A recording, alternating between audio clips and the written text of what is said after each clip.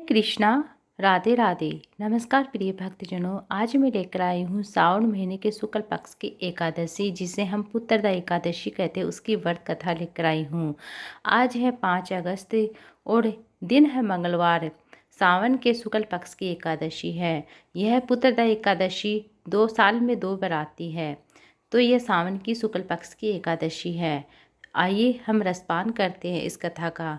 श्री युधिष्ठिर कहने लगते हैं कि हे भगवान, श्रावण शुक्ल पक्ष की एकादशी का क्या नाम है, व्रत करने की विधि क्या तथा इसका महात्म्य कृपया करके बताइए।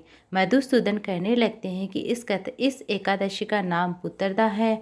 जब आप शांतिपूर्वक इसकी कथा सुनते हैं और इसके सुनने मात्र से ही वाजपेयी यज्ञ के समान फल प्राप्त होता है।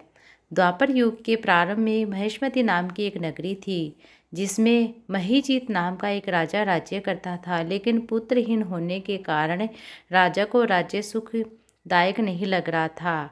उसका मानना था कि जिसके संतान न हो उसके लिए लोक और परलोक दोनों ही दुखदायक होते हैं। पुत्र सुख की प्राप्ति के लिए राजा ने अनेक उपाय किए, परंतु राजा को पुत्र की प्राप्ति नहीं होती हैं। वृद्धावस्था आने लगती है। वृद्धावस्था को आते देखकर राजा ने प्रजा के प्रतिनिधि को बुलाया और कहा, हे प्रजाजनों, मेरे खजाने में अन्य अन्य जो भी मैंने धन कमाया है वह न्याय से उपार्जन किया हुआ धन नहीं है। न मैंने कभी देवता तथा ब्राह्मणों का धन छीना। मैंने तो बड़ी ही मेहनत से धन कमाया है। किसी दूसरे की धरोहर भी मैंने नहीं छीनी है। प्रजा को पुत्र के समान मैंने उनका लालन पालन किया है।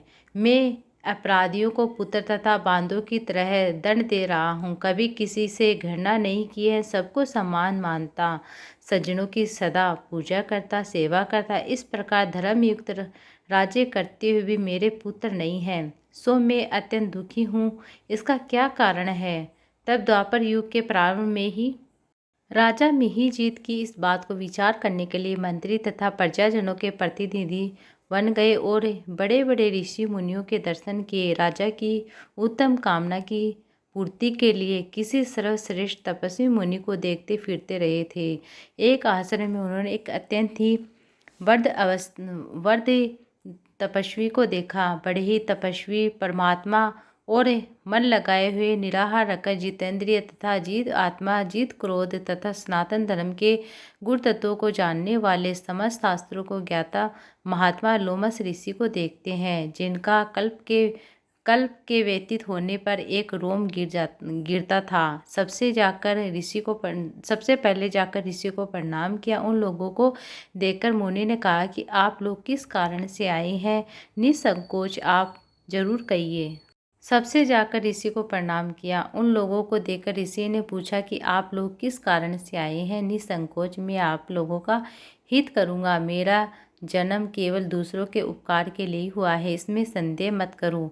लोमस ऋषि के ऐसे वचन सुनकर सब लोग बोलते हैं, हे महर्षि, आप हमारी बात जानने में ब्रह्मा से भी अधिक समर्थ हैं, अतः आप हमारे इस संदेश को दूर कीजिए। महिष्मतिपुरी का धर्मात्मा राजा महीजीत प्रजा का पुत्र के समान लालन पालन करता, परंतु फिर भी उससे कोई भी पुत्र संतान नहीं है, बड़ा ही दुखी है। उन लोगों ने आगे कहा कि हम लोग उसकी प्रजा हैं, वह अंत में उसके दुख से हम बहुत दुखी रहते हैं। आपके दर्शन से हमें पूर्ण विश्वास है कि हमारा यह संकट अवश्य दूर होगा, क्योंकि महान पुरुषों के दर्शन मात्र से भी अनेक कामनाएं पूर्ण हो जाती हैं और सारे कष्ट दूर हो जाते हैं। अब आप कृपया करके राजा के पुत्र होने का उपाय बताइए। यह वार्ता सुनकर ऋषि ने थोड़ी देर के लिए नेत्र बंद किए और राजा के पूर्व जन्म का वरदान जानकर कहने लगते हैं कि यह राजा पूर्व जन्म में एक निर्धन वेश्या था। निर्धन होने के कारण इसके कई बुरे कर्म किए हैं। ये गांव से दूसरे गांव में व्यापार करने के लिए जाया करता था। एक समय ज्येष्ठ मास के शुक्ल पक्ष की द्वादशी के दिन मध्याह्न के समय, जब यह 2 दिन से भूखा प्यासा था, एक जलाशय पर जल पीने गया। उसी के स्थान पर एक तत्काल ब्याही हुई प्यासी को जल पी रही थी। राजा ने उसे प्यासी गाय को जल पीते हुए हटा दिया और स्वयं जल पीने लगा। इससे राजा को यह दुख सह पड़ा।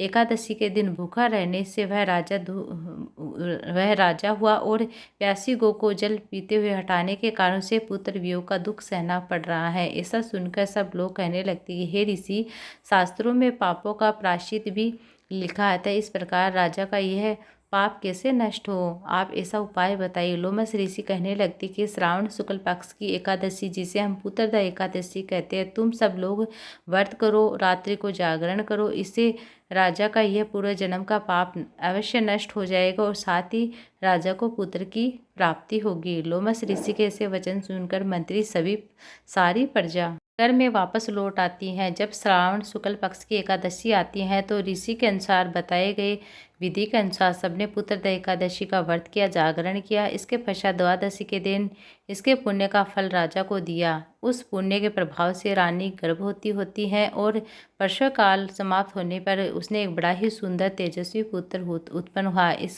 हे राजन, इस श्रावण शुक्ल पक्ष की एकादशी का नाम पुत्रदा एकादशी पड़ गया। अतः संतान सुख की इच्छा हासिल करने वाले सभी इस व्रत को अवश्य करें। इससे महात्म्य को जो सुनता है, सुनाता है, उस मनुष्य के सभी पाप नष्ट हो जाते हैं और वह पापों से मुक्त हो जाता है। इस लोक में संतान सुख भोगकर परलोक में स्वर्ग को जाता है। ये थी आज की कथा। उम्मीद है आपको अच्छी लगी।